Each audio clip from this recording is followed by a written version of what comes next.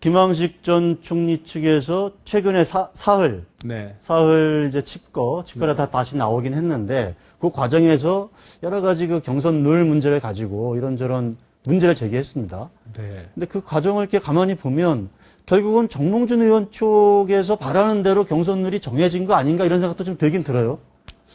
그 완샷 경선 문제도 그렇고, 네. 예, 그 컷오프 문제도 그렇고. 예. 그런데 참 저는 김황식 후보께서 그 칩거에 들어가시면서 밝힌 이유, 또 이성원 전 의원을 통해서 밝혔죠. 당에서 예. 또 공천관리위원회가 쓸데없는 짓을 해서 자기들이 오해를 받는다. 이렇게 말씀하셨어요.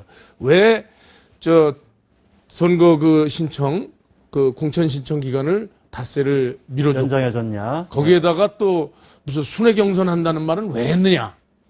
그리고 이혜원 후보를 탈락시켜서 양자 대결로 하자는 말은 왜 했느냐. 그것 때문에 우리가 쓸데없는 오해를 받았다. 이렇게 말씀하셨죠. 그렇죠. 그런 무슨 특혜를 바라는 후보인 것처럼 매도가 됐다. 예, 그러면 그런 주장이 나왔을 때 김황식 후보 또는 진영에서 우리는 그런 거 다 필요 없다. 왜 당에서 밝힌 대로 원래 3배수 공천 아닙니까? 3배수 경선이죠. 그죠? 3배수 경선한다고 그러더니 이제 와서 갑자기 2배수로 바꾼다고 하느냐. 이렇게 주장하셨어야죠. 그런데 김황식 후보께서는 2배수가 맞다. 과거에 이정희 후보가 그 민주당 경선에 대통령 경선에 나와서 얼마나 그 문제를 야기했느냐. 이러면서 이자 구도가 맞다고 옹호하셨단 말이에요. 예. 그리고 순회 경선도 그게 필요하다고 계속 주장을 하셨어요. 그러니까 저는 대법관까지 제가 저보다 고시 선배시고 사법고시 선배신데 어떻게 이렇게 논리 안 맞는 말씀으로 그 칩거의 이유를 설명하시는지 도저히 이해가 안 갑니다. 그 김황식 전 총리 측에서 그렇다면 저렇게 하는 게 그런 어떤 빌미를 잡아서 뭔가 지금 인지도 조사라든지 지지율 조사에서 10몇 % 좀 뒤지는 걸로 나오잖아요. 네.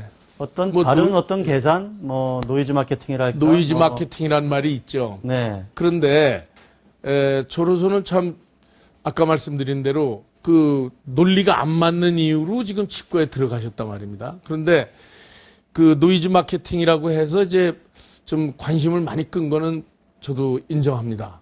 그런데 김황식이라는 사람, 대법관을 지냈고 우수한 정말 엘리트 법조인으로서 대법관을 지냈고 감사원장, 총리를 무난히 하신 분입니다. 근데 그분이 요번에 이런 일로 인해서 저 사람이 이제 제 생각엔 저분이 이제 무슨 일이 벌어지면 어떤 행동을 할지 이거에 대한 어떤 예측 가능성이랄까 안정감 이런 데서는 상당한 좀 의구심을 자아냈다고 저는 생각합니다. 지난번에 두 분 만나시고 배석을 하셨잖아요. 예, 그렇습니다. 그때 아주 존경하는 우리 선배님이다 이렇게 아주 말씀하셨던 걸로 제가 기억이 나는데. 법조계에서도 저보다 고시 2년 선배신데 아주 법관으로서 훌륭하신 분이고 또 여태까지 명재상이라는 말씀까지 들으신 분 아닙니까? 근데 우선 요번에 칩거에 들어가면서 말씀하신 게 전혀 대법관까지 한 분이 법은 논리 아닙니까? 예. 논리 안 맞는 주장을 하시고 그 다음에 또 이렇게 갑자기 느닷없이 칩거에 들어가셨다가 또 칩거에 들어가면서 요구한 게 뭐냐면 당의 사과 해명과 관련자 처벌까지 요구를 하셨어요. 그죠?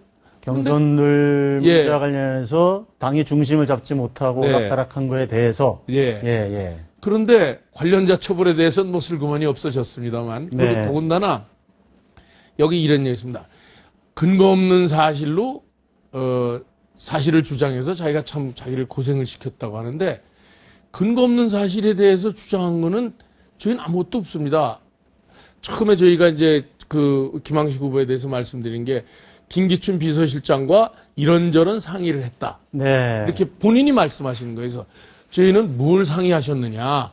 이게 출마하는 거에 대해서 상의를 했다고 한다면 박근혜 대통령께서 절대로 개입하지 말라고 했지 않습니까? 청와대 비서진은 특히.